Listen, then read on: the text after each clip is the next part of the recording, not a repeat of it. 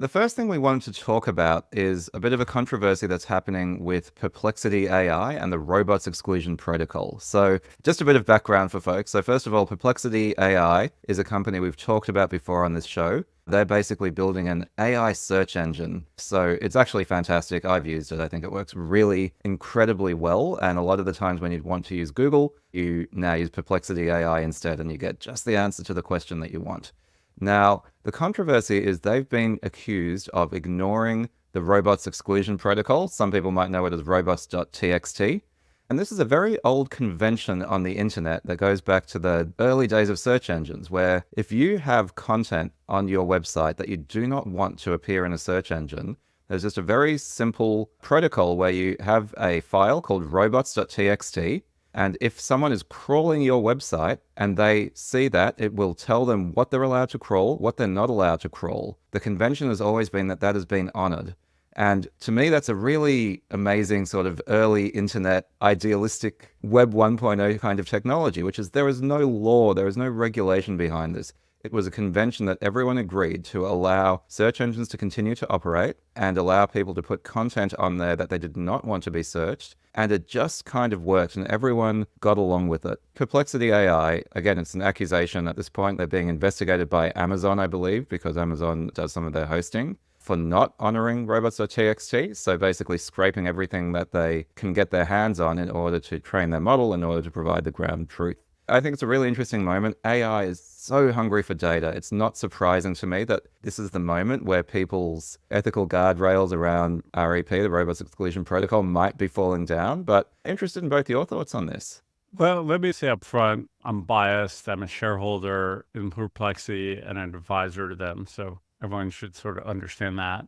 Unlike you guys, I don't know the history of this protocol. And I know it's not a legal framework. It's more of a framework that was developed by sort of early internet pioneers. But I think it's emblematic of what's happening already in the music industry with Suno.ai, OpenAI, like the whole notion of what's on the web and what can be used for training, even Google using their own YouTube data. There's been questions as to whether that's a valid use. So for me, it's a signal that there's going to be a re-architecting of what the web is, lots of lawsuits to determine what's usable and what isn't, and there's going to have to be a new framework for how this works. And I thought Perplexity responded with like, okay, we don't use this, but I think what you're going to find out, broadly speaking, is going to be a lot of contention on what's usable, whether it's a robot or not, across the web, period. And I don't know how it's going to resolve, but it's the next big battle, data battle, or legal battle with regard to data in the AI world. So I have a slightly different take on this.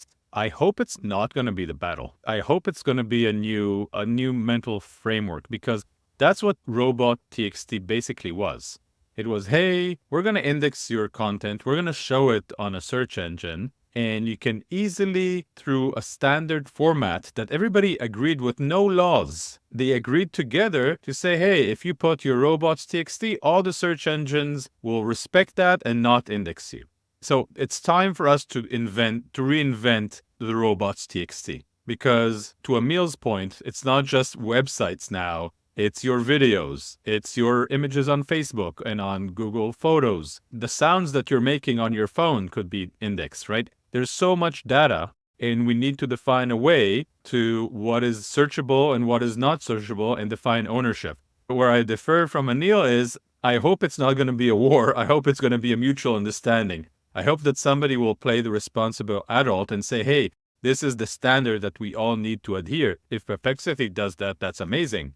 But I'd love to see somebody take the reins and say, this is the new ISO. This is the new standard for what you can index and what you can't index. And this is how I tell search engines, AI, and whatever other means that we'll have, this is what you can use and this is what you cannot use. I actually think as we go through the topics that we have on the slate for today, we'll see a clear theme emerging, right? A lot of it is to do with what does it even mean? You use the word index, Amir, and with an old school search engine, it's very clear. Like if you crawl a web page and you have it in your index, you have that URL, people search for content in that page and you show that page, that means you've indexed the thing.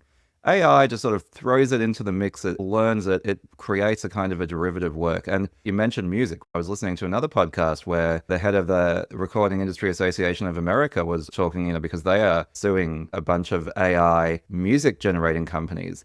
And, the question is, okay, if an AI music company listens to a bunch of Drake songs and then you say, hey, produce a song in the style of Drake, and it does a really good job, is that a copyright violation, or is it the same as a human listening to a bunch of Drake and then writing their own Drake tribute songs, fan music? And similarly, if Perplexity reads a web page, it doesn't index it, it reads a web page, and then that informs it. It's sort of learning from it. The learning is much more like the way a human learns, right? So it does sort of break the framework a little bit. And the question is, what does it mean? What does it mean to actually have access to this data? Is it even allowed to see the data, right? Or is it completely off limits? I'm not hoping for a war, but it's already started out as a war with the New York Times suing OpenAI, with like the record labels suing Suno.ai the day after, or soon after they raised $50 million for their music generating app. And it's just when there's a lot of value at stake, you just have disputes. Is there a consortium of companies that can agree on something? Maybe. I mean, I guess if you go backwards in time, should the news organizations have forced the Googles of the world and Facebook's of the world early on to an economic trade?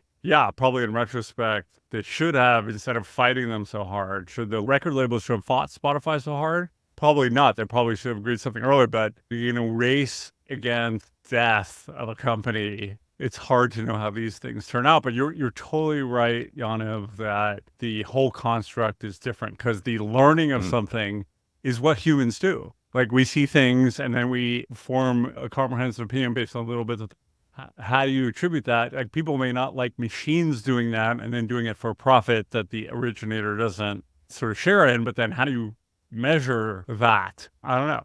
It's a hard problem. Maybe, Amir, you have some thoughts on that.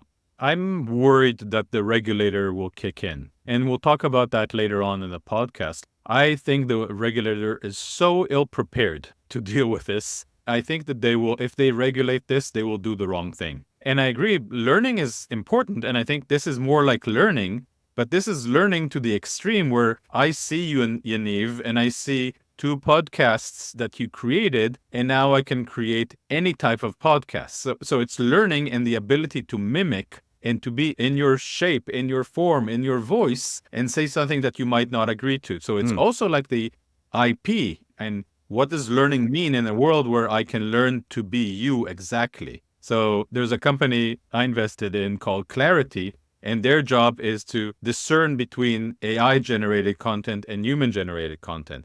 This is a very complex problem. And this is a problem, it's an uphill battle, because AI is just getting better and will become better in the learning aspect of mimicking humans in all aspects.